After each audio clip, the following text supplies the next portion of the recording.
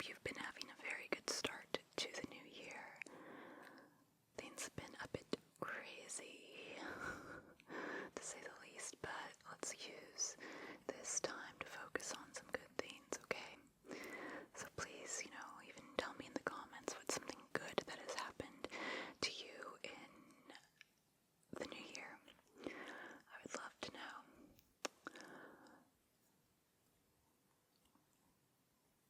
It's okay to take just a moment. This isn't going to be a long video, so it's okay to just take a few minutes to relax, enjoy some tingles, and, focus on some of the good things. Then we can get back to the craziness of life and all this stuff we're having to deal with these days. So tell me something good that's happened to you. Something good that hasn't happened yet to me, but I guess something that I'm excited for is tomorrow morning I am going to go see the Bone Temple, which I'm so excited for. I think it looks so good. And I didn't see 28 years later right when it came out, even though I thought it looked so good as well.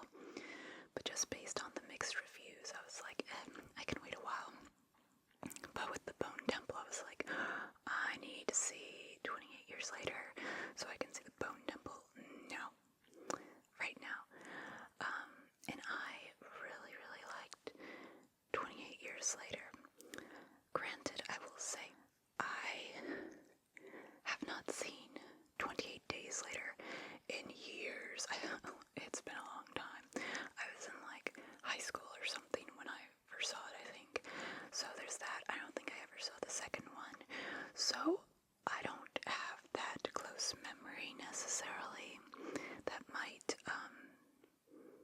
affect how I feel about 28 years later. The way I know some people who are huge fans of the series may have not liked it. I thought it was so wonderful. I thought it was beautiful. I thought it was emotional and moving. I thought it had just a lot of interesting things to say. Oh my god, Ralph Fiennes is so good. And let's be real, and I'm sure a lot of people feel this way, I'm mostly wanting to see the Bone Temple because I want to see Ralph Fiennes in it. I want to see him do his crazy Bone Temple, Burning Man-esque musical performance that I keep hearing about. The movie sounds like it's worth seeing just for that. So I'm very excited. But I loved his character so much. That whole portion of the movie really, I found quite moving, and I did not expect that. But I liked it a whole lot. And I'm actually a little scared for the Bone Temple because I am pretty good. I love horror movies, and I love very disturbing horror movies. I have to be honest, if you're familiar with, for instance, Bone Tomahawk, and the infamous scene, didn't bother me that much. My reaction was mostly oh wow, that's very extra of them to do that, as opposed to being super disturbed by it. There was a different scene that really disturbed me in Bone Tomahawk, but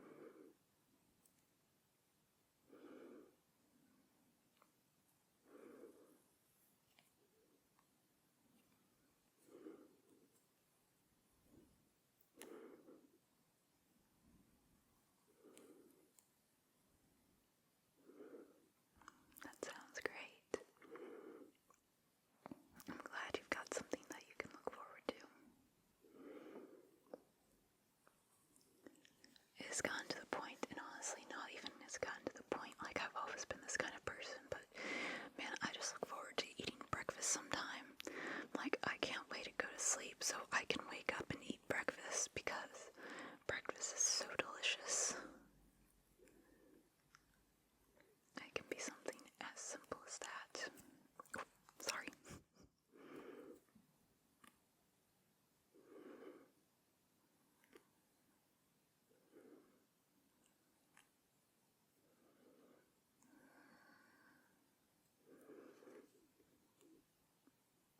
Have you seen any good movies lately?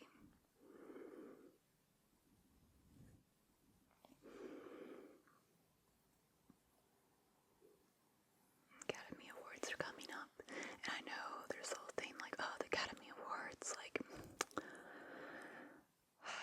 everything's rigged, or, you know, it doesn't reflect, like, what's truly the best thing, blah, blah, blah. There's some great stuff nominated. I will say that I'm so nervous about the best song category either, because alright, I loved the movie Sinners. It's a fantastic movie. You should definitely see it if you haven't. It's basically, think like From Dusk Till Dawn meets Boardwalk Empire. It's so good. Vampires at a speakeasy in the 20s. It's great. And I loved it. I wanted to win something, you know. I do not think it's impossible that Sinners could win over K-Pop Demon Hunters for Best Song. I don't think it's very unlikely, but I can see a world where that happens, and if it does, I will be legit upset.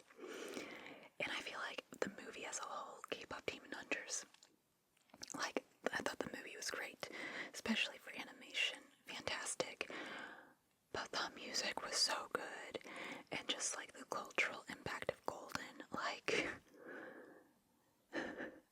honestly, I wish that, like, they could have just like a bunch of performances from the movie at the Academy Awards. Like, I don't just want to see Huntrix performing, I want the Sasha Boys to perform, because I actually think that Your Idol is thematically a better song than Golden, but I get why Golden is the one that's nominated, you know. But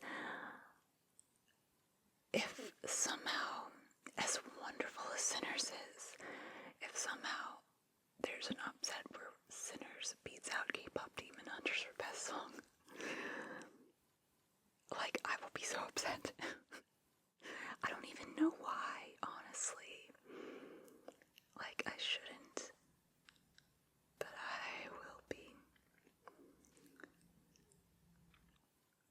But I just think it is so fantastic, you know, to see not just, like, really good animation nominated for stuff, but also we get another horror movie that is going to be nominated. And I think, you know, in terms of horror, like, I'm sure, I don't know officially what all is nominated and stuff, but, you know, like, I'm pretty sure, like, Frankenstein, Guillermo del Toro's Frankenstein will be nominated and everything. I have mixed feelings on that one. I didn't think it was bad. I loved Oscar Isaac, as I always love Oscar Isaac, and I thought the sets and everything was so good. Like, the art design on that movie was amazing. I just didn't like the whole love interest thing. I watched some breakdowns of the movie that got into, like, some of the significance of it and the connection between, like, the main love interest and Victor Frankenstein's mother, and, like, the fact that those characters are even both played by Mia Goth, and, like, get into that connection. I'm like, alright, I can appreciate that, I guess. But the whole, like, you know, monster, love triangle type vibe, like, I'm just kind of sick of it, except for, like, very specific circumstances and